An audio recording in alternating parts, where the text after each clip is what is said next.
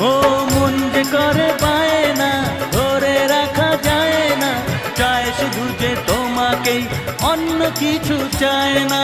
জানাই তোমাকে তা দুটি চোখের ভাষা, এই তো ভালোবাসা।